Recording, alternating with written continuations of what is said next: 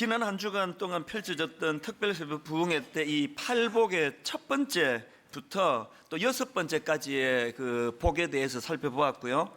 이제 오늘은 그 팔복 중에 일곱 번째 복입니다. 그 9절에 나와 있습니다. 화평하게 하는 자는 복이 있나니 그들이 하나님의 아들이라 일컬음을 받을 것이미요. 이 말씀에 대해서 살펴보려고 하는데요.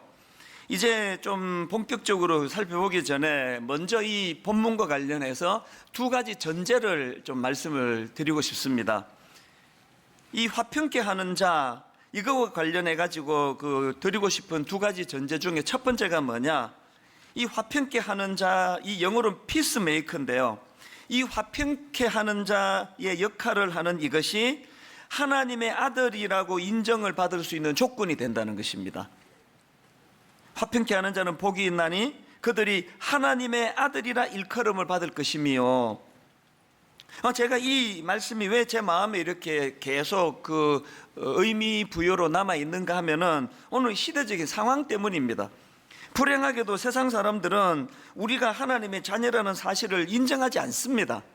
목사를 인정하지 않고 크리스찬을 인정하지 않고 우리의 존재에 대해서 인정을 하지 않습니다. 여러분, 우리가 세상 사람들에게 하나님의 자녀라는 사실을 인정받는 게 왜 중요합니까?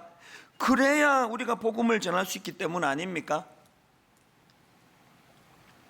전하는 우리가 인정을 받아야 그 전하는 복음을 수용할 텐데, 불행하게도 지금 세상 사람들은 우리가 하나님의 자녀라는 사실을 인정하지 않습니다.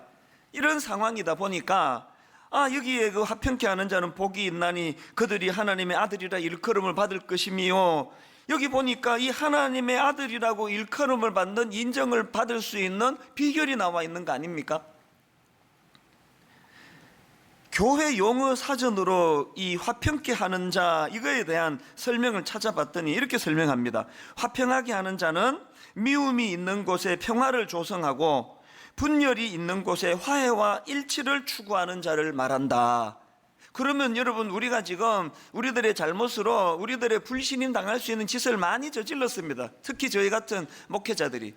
그래서 이제 세상 사람들에게 신뢰를 못 받고 있는데, 우리가 제대로 예수 믿는 사람이라고 하는, 우리가 제대로 하나님의 아들이요 딸이라는 사실을 인정받기 위해서는 이 교회 용어 사전이 시키는 대로 하면 되는 거예요. 미움이 있는 곳에 평화를 조성하는 일을 하고 분열이 있는 곳에 화해와 일치를 추구하는 그 일을 행하면 되는 겁니다.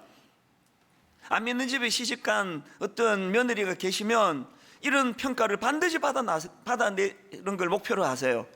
그 우리 며느리가 들어오고 뭐 다른 건 모르겠는데 이상하게 그 평화가 좀 이루어진 것 같다고, 그 분쟁이 좀 없어진 것 같다고.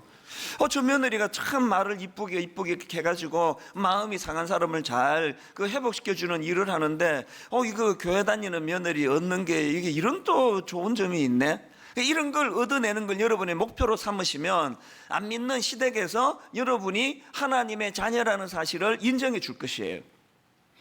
목사인 제가 세상 사람들에게 우리 옆집에 사는 사람, 앞집에 사는 사람, 이 목사가 뭔가 좀 다른 애 보니까 저 목사 만나고 나면은 그 마음에 부대끼는 게 좀 없어지고, 그리고 자꾸 용서하고 싶은 마음이 생기고, 이런 일을 만들어내 주면은 제가 목사라고 하는 걸 세상 사람들이 인정해 줄 거라고 생각합니다. 그래서 이 화평케 하는 자라고 하는 이 정의를 잘 기억하고 이걸 실천하려고 애를 쓰셔야 되고요. 그런가 하면은 두 번째 전제가 있습니다. 이런 질문으로 저는 전제를 대신하고 싶은데요. 왜 화평케 하는 자가 하나님의 자녀라 일컬음을 받게 되느냐, 이 질문이에요.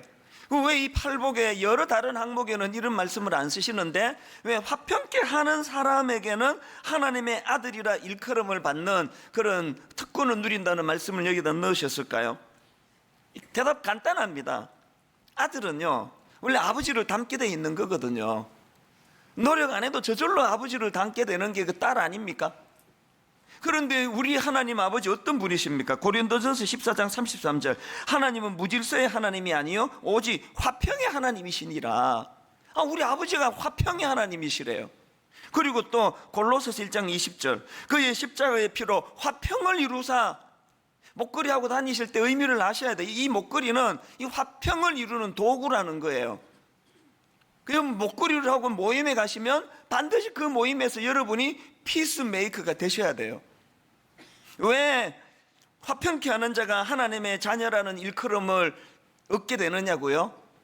그 아버지가 이 땅에 화평을 심어 주시려고 예수 그리스도를 보내시고, 그리고 또 화평케 하게 될 때에 그 하나님을 닮았다는 소리를 듣기 때문에 우리 모두가 다 화평케 하는 자들이 하나님의 자녀의 일컬음을 받을 수 있다. 사실 이게 말은 쉬운데요, 이런 사명을 구현하고 사는 것 진짜 어렵습니다. 이 시대가 너무 혼란스럽고 이 시대가 너무나 지금 불화의 시대 아닙니까? 우리나라를 생각하면 진짜 기도가 저절로 나와요. 점점 이제 불화가 지금 심해져 가고 반목이 깊어지고 그 과정에서 분노가 지금 쌓여가고 있는 이런 상황이기 때문에 정말 우리가 몸부림치지 않으면 우리가 피스메이커가 되기는커녕 우리 자신이 울분과 분노에 휩싸이는 인생이 되기 쉬울 거라는 겁니다.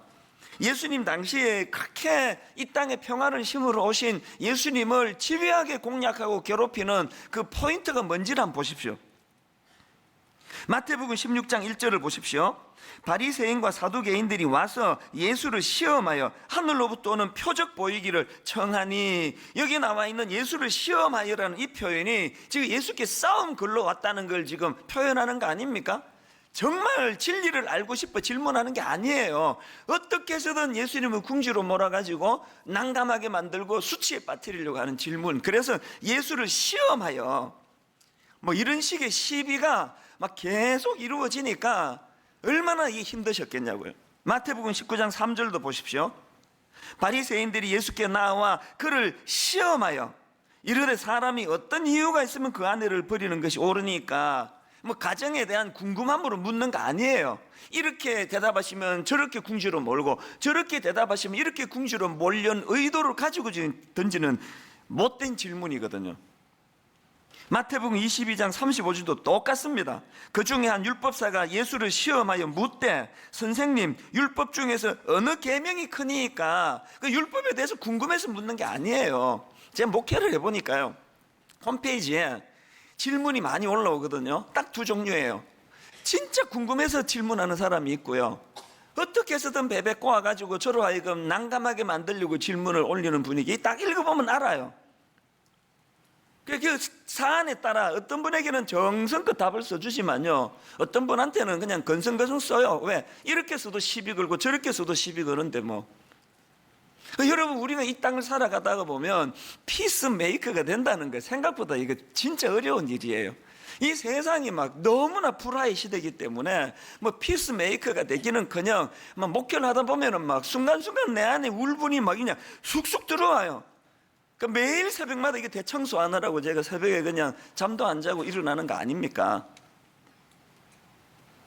그렇게 예수님은 이 땅에 평안을 심으러 오셨는데 당신을 내어 던지셔가지고 이 땅에 수많은 불화를 회복시키러 오셨는데, 그 주님 앞에 계속 시험하여 이러되 시험하여 묻되, 이런 상황들을 보면서 저는 시편 120편 6절 7절 말씀이 떠올랐는데 한번 보십시오. 참 슬픈 구절이에요. 내가 화평을 미워하는 자들과 함께 오래 거주하였도다. 확 자기 남편이 떠오르는 분 좀 계실 거예요. 내가 화평을 미워하는 자들과 함께 오래 거주하였도다. 나는 화평을 원할지라도 내가 말할 때에 그들은 싸우려 하는도다. 남편 얼굴이 확 떠오르는 그 시간에 남편은 지금 여러분 떠올려요. 이런 의미로 썼다기보다는요, 난 화평을 원하는데 내가 말할 때에 그들은 싸우려 하는도다. 이 예수님을 향한 그 못된 것들의 공격이 다 이런 거 아닙니까? 이겨내지 못하면 피스메이커 역할을 못하는 거 아닙니까? 불행하게도 오늘 우리 시대도요, 예수님 시대와 다를 게 하나도 없습니다. 아니, 훨씬 더 심해진 것 같아요. 그러니까 저는 대한민국을 놓고 기도하지 않을 수 없는 게요, 우리 한반도는 제가 영적으로 이 한반도를 그려보면 전부가 다 울분 덩어리예요. 분노가 너무 많아요. 참 가슴 아픈 건 교회 안에서 상처받는 분이 그렇게 많으세요. 교회 안에서 너무너무 울분과 상처가 쌓여가는, 미국에 가봐도 그런 성도들의 눈물을 제가 보지 않을 수가 없고요. 지방에 내려가도 분당 울기는 없겠습니까? 너무나 울분이 많은 이런 시대다 보니까 오늘 우리가 해야 되는 일은 그런 눈물을 닦아주는, 그리고 또 골이 깊어지는, 나와 너 사이에 오해가 깊어지는 이런 시대이기 때문에, 우리는 하나님의 아들이기 때문에, 우리는 하나님의 딸이기 때문에 그 역할을 반드시 해내야 된다는 거예요.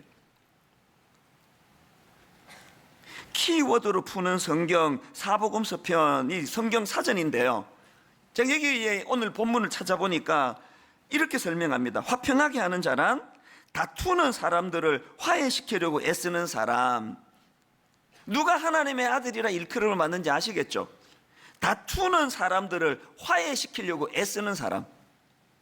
그리고 그 다음에 한마디를 더 덧붙여 놨더라고요.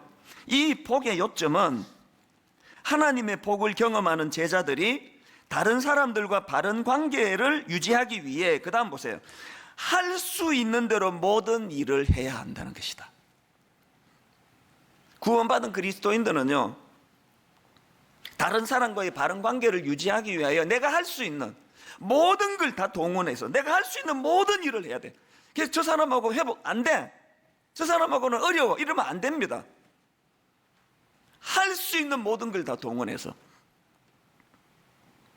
그렇게 해서 먼저 내 안에 분노와 울분이 치유가 되고, 내 안에 있는 분노와 울분이 치유되면 이게 너무나 아름다운 재료가 돼요. 상대방의 울분을, 상대방의 상처를, 그리고 나와 너 사이의 깊은 골을 메워주는 도구가, 내가 경험한, 그리고 내가 치유받은, 이게 바로 그 도구가 되는 거예요.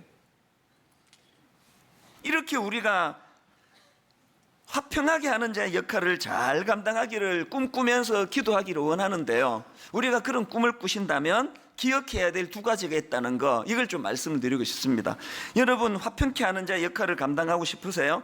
그러시려면 첫째, 무엇보다도 먼저 나의 내면에서 화평하게 하는 자의 모습을 이루어내야 돼요. 변종길 교수님이 산상보온이라는 책을 쓰셨는데요, 그 책에 이런 내용이 나옵니다. 예수님께서 복 있다고 하신 화평케 하는 자는 이 세상에서 환난과 어려운 가운데 살아가는 당사자이다. 주위 사람들에게서 악한 일을 당하며 도발을 당하고 있지만, 어떤 상황인지 아시겠죠? 주위 사람들에게서 악한 일을 당하며 도발을 당하고 있지만 거기에 대해 대항하지 않고 보복하지 않으며 도리어 화평을 애쓰고 사랑을 베푸는 자이다. 이게 한마디로 말하면 내 내면에서 화평하게 하는 자의 모습을 이루려고 몸부림치는 모습 아닙니까? 외부에서 음모를 가지고, 어떤 악한 의도를 가지고 저를 그냥 상처로 만들려고 공격을 해올 때 내 안에 두 마음이 이제 막 싸우거든요. 바로 응징하고 더 나쁘게, 더 악하게, 더 못된 안갚음을 해주고 말겠다라는 이 생각이 내 안에 불끈불끈 일어나고요. 그런가 하면은 성령의 소욕을 따라, 그러면 안 돼. 저는 그 용서와 관련해서 옛날에 제가 들었던, 그런 종종 생각하는 명언이 하나 있는데, 용서는요, 군홧발에 짓밟힌 제비꽃이 그 사람에게 풍겨주는 향기이다. 감동이 별로 없네, 이상하네. 이 용서는요, 군홧발에 짓밟힌 제비꽃이 그 짓밟은 군홧발의 주인, 그 군인에게 풍겨주는 향기래요. 그 존재가 향기이기 때문에 우리가 그리스도인으로서 외부에 그 다툼이 있는 사람들에게 피스메이커가 되기 위해서는 먼저 내 안에서 그게 구현이 돼야 된다는 거예요.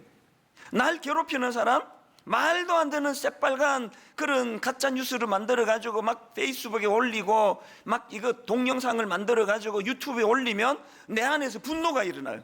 이제 더 이상 나는 못 참겠다, 내가 반드시 내가 이거 응징하고 말겠다, 그런 마음이 일어날 때 우리 어머니 입술을 통해서, 내 주변의 고마운 분들을 통해서, 혹은 내면에 성령님이 말씀하시는 거예요. 네한테 회복할 명예가 어디 있다고 명예훼손 그런 소리 하니. 그리스도인은 변종기 교수님 걸 다시 읽어 드릴게요. 주위 사람들에게서 악한 일을 당하며 도발을 당하고 있지만 거기에 대해 대항하지 않고 보복하지 않으며 도리어 화평을 애쓰고 사랑을 베푸는 자다. 이런 삶을 살 때 혜택을 상대방이 받는 게 아니에요. 내면에 흔들리지 않는, 울분과 분노로 내 내면이 장악되지 않도록 하는 그 혜택을 내가 먼저 누리는 거예요. 이런 일을 할 수 있는 사람만이 바깥의 어떤 사람들의 울분과 분노를 또 피스메이커 역할을 할 수 있다는 그 얘기예요. 이 일을 완벽하게 해낸 인물이 사도 바울입니다. 빌립보 1장 15절부터 18절, 제가 종종 마음을 정화시킬 때 떠올리는 구절이에요. 한번 들어보세요.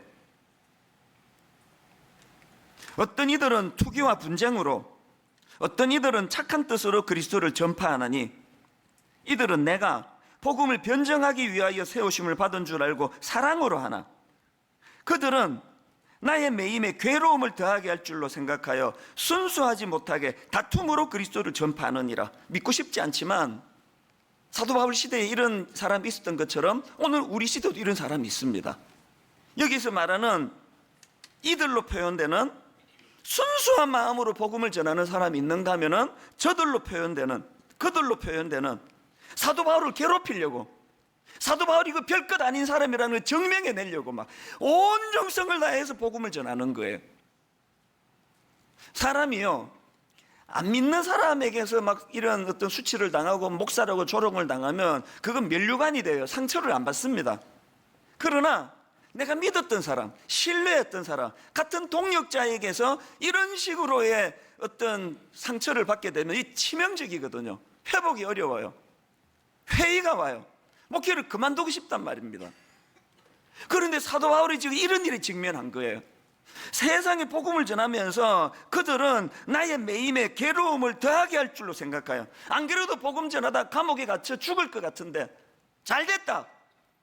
바울은 그래도 싸다고 자기가 그런 짓 한 거 아니냐, 내가 제대로 된 복음을 전하겠다고 이런 식으로 바울을 상처의 구덩이로 몰고 가는데, 여러분 이런 사람들에 대한 사도 바울의 반응이 너무나 놀랍습니다. 바로 그 다음 18절을 보세요. 바울이 이렇게 고백합니다.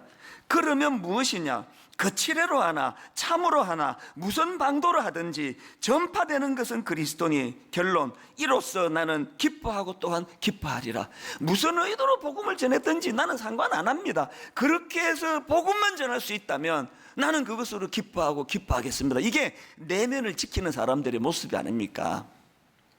저는 사도 바울에게서 이런 모습을 보면서 지난번에 제가 말씀드린 거 기억하시나요? 보고요리, 영적인 보고요리. 보고요리는요, 저를 보호하기 위한 저의 자구책이에요. 새벽마다 일어나가지고 보고요리가 뭐라 그랬습니까? 영적으로. 왜 저 사람이 이렇게 있지도 않은 일을 가지고 공개적으로 나를 조롱하고 수치에 빠뜨리느냐는 그 독은 다 발라내는 거예요. 사도 바울이 무슨 뜻으로 복음을 전하는지는 I don't care, 나 그건 몰라. 그 똑같은 거예요. 이 사람이 지금 무슨 의도로 나를 이렇게 궁지에 몰아넣는가는 다 발라내고, 독은 다 발라내고, 그리고는 그 내용을 보는 겁니다.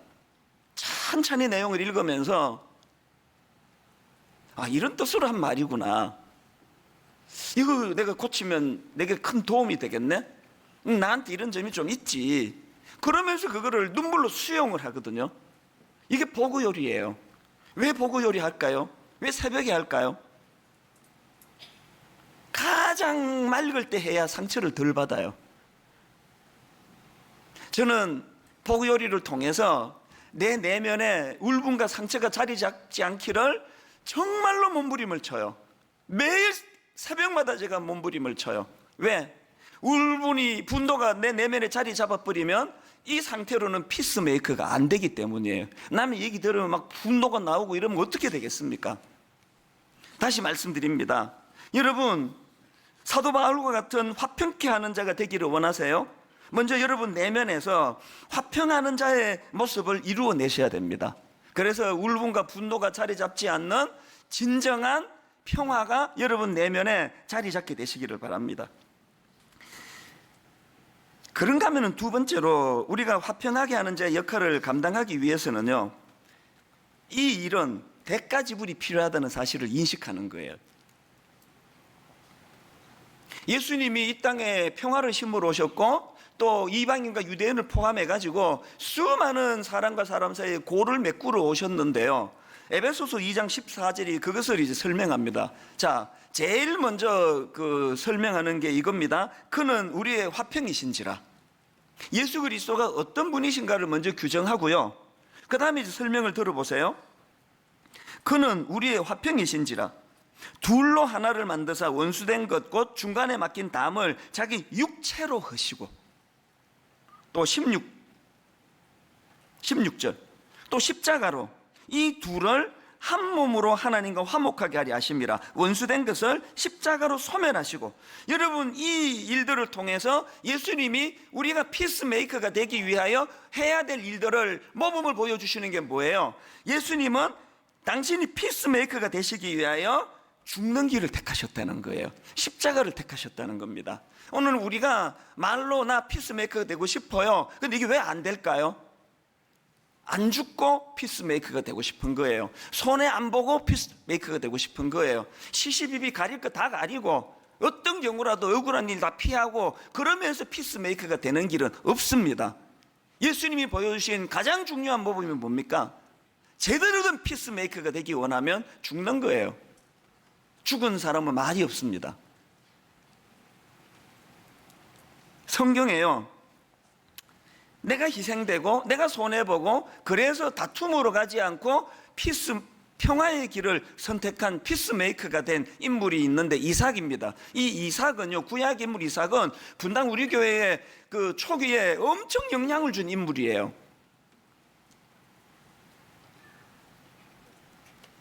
이삭의 어떤 모습이 분당 우리 교회에 서며 있는가 제가 설명을 드리겠는데, 먼저 창세기 26장 12절부터 한번 보십시오.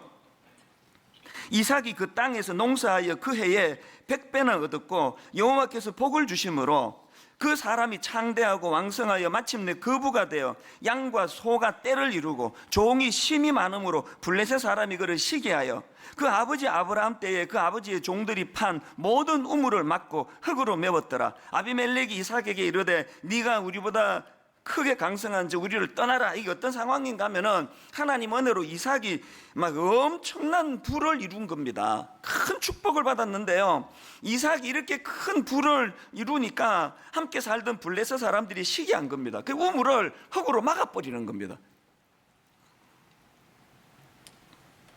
이런 일이 이제 이삭에게 막 계속 반복해서 일어나는데요, 그런 일이 일어나니까 이제 이삭이 다른 지역으로 옮겨가지고 그 다음에 17절을 보세요.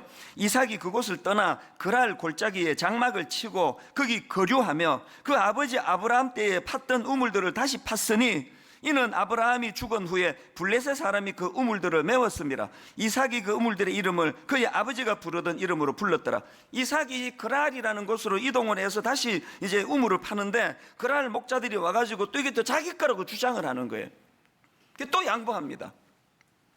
그 다음에 21절 또 다른 우물을 팠더니 그들이 또 다툼으로 그 이름은 신나라 하였으며 이삭이 거기서 옮겨 다른 우물을 팠더니 그들이 다투지 아니하였으므로 그 이름을 르호봇이라 하여 이르되 이제는 여호와께서 우리를 위하여 넓게 하셨으니 이 땅에서 우리가 번성하리로다 하였더라. 지금 이삭이 보여주는 게 뭡니까? 우물을 팠는데 누가 시비를 걸면 분쟁하는 대신에 양보하고 떠나버리는 거예요. 시비 걸면 줘버리고 또 딴 데 가서 파는 거예요. 처음에 분당 우리 교회를 개척할 때 이삭이 우리 교회를 있게 만든 인물이라고 한 거는요, 전에 말씀드렸잖아요. 처음부터 송림중고등학교 올 계획이 아니었고요, 70평짜리 상가를 얻었습니다. 계약금 이미 다 치렀고요, 마지막 잔금 치르는데 이웃 교회에 목사님이 전화가 와가지고 이찬수 목사님 여기 못 옵니다. 그래서 찾아뵈갖고는 막 그냥 2년만 봐달라고 설명하고 내일 다시 얘기하자 그러고 집에 와서 고뇌의 시간을 보내고 아무리 생각해도 이게 마음의 용납이 잘 안 되는, 그러고 있을 때 새벽녘에 하나님이 불쑥 이삭을 떠올리게 하신 거예요. 우물 팠는데 시비 걸면 줘버리고, 우물 팠는데 시비 걸면 줘버리고, 우물 팠는데 시비 걸면 줘버리고, 그래가지고 새벽에 그 이삭이 떠올라서 줘버려자.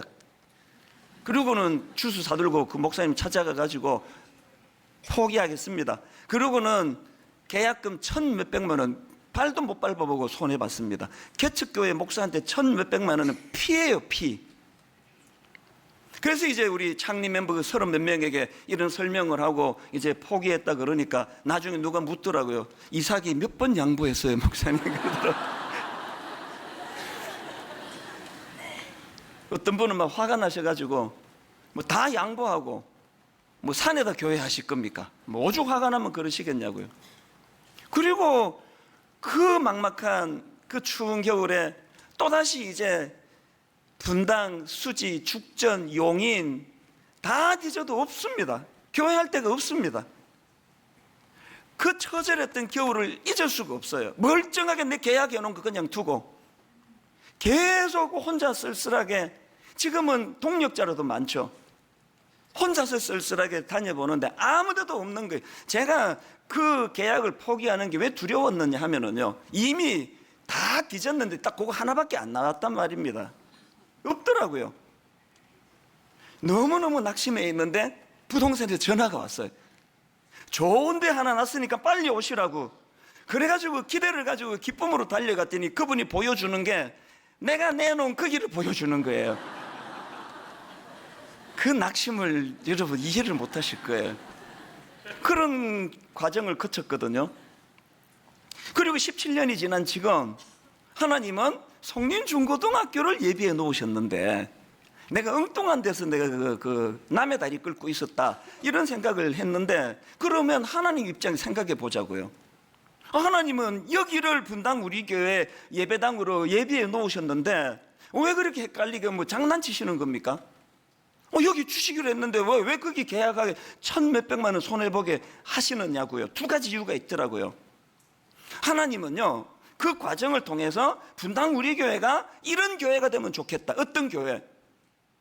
이삭과 같은 온유한 교회가 되면 좋겠다. 이삭과 같이 피스메이커가 되기 위하여 양보하고 손해보고 포기하는 그런 교회가 되면 좋겠다. 지난 17년 동안 이 하나님의 뜻을 잊어본 적이 없습니다. 한 번도 이런 거 가지고 시시비비로 내 권리 찾아야 되겠다고 분쟁해 본 적이 없는 이유가 여기에 있습니다. 하나님께서는 지상의 모든 교회들에게 다 그걸 요구하시겠지만 분당 우리 교회가 네가 죽음으로, 네가 손해봄으로, 네가 1만 성도 파송 운동을 잘 이루어내므로 진정한 피스메이커가 되기를 원한다. 두 번째 이유가 뭐냐? 이 테스트였더라고요. 진짜 좋은 걸 주시기 위해서. 제가 그때 막 그냥 내 혈기가 나와가지고 자본주의 국가에 내 돈 주고 내가 계약했는데 당신이 뭔데 이런 이야기 하느냐? 당신은 그러면 분당에 아무 교회가 없는데 처음으로 여기 왔느냐? 다 있는데 들어온 거 아니냐? 나 양보 못한다. 배 째라. 그러면서 내가 그 길을 내가 계속 이제 지금도 그게 유지하고 있다면 오늘의 분당 우리 교회는 없는 거 아닙니까? 성림중고등학교 강당은 이건 뭐 있는지 없는지 제가 어떻게 알겠냐고요. 기억하십시오. 손해본 것 같은데, 양보한 것 같은데, 내가 상처받은 것 같은데. 지난주 말씀드렸잖아요. 우리가 가는 길은 세상과 다르게 가는, 다른 사람들이 가는 그 길이 아니라 다른 길을 걸어가는 게 우리고, 두 번째가 뭐라 그랬습니까? 그 일들을 통해서 내가 행복을 누리게 하는, 맛보는 이거. 이게 내 손해본 것 같은데, 내 억울한데. 이게 사실은 진짜 복을 주시려는 하나님의 신령하고 신비로운 뜻인 줄 믿으시기를 바랍니다. 아브라함도 마찬가지예요. 아브라함의 가축을 돌보는 아브라함 수하에 있던 목자들하고 조카 롯의 가축을 돌보는 목자들하고 다툼이 일어난 거예요. 뭐 이해관계 때문 아니겠습니까?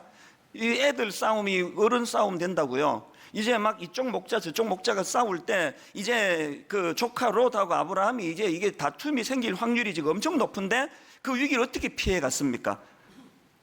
아브라함이 취하는 조치가 너무 감동이에요. 창세기 13장 8절을 보십시오. 아브라함이 롯에게 이르되 우리는 한 친족이라 나나 너나 내 목자나 너의 목자나 서로 다투게 하지 말자. 아브라함의 우선순위는 이거예요. 내가 더 이득을 많이 취하는 게 우선순위 아니고 서로 다투게 하지 말자. 이게 우선순위예요. 그랬더니 그가 취한 결정이 바로 그 다음 9절입니다. 네 앞에 온 땅이 있지 아니하냐. 나를 떠나가라. 네가 좌하면 나는 우하고 네가 우하면 나는 좌하리라.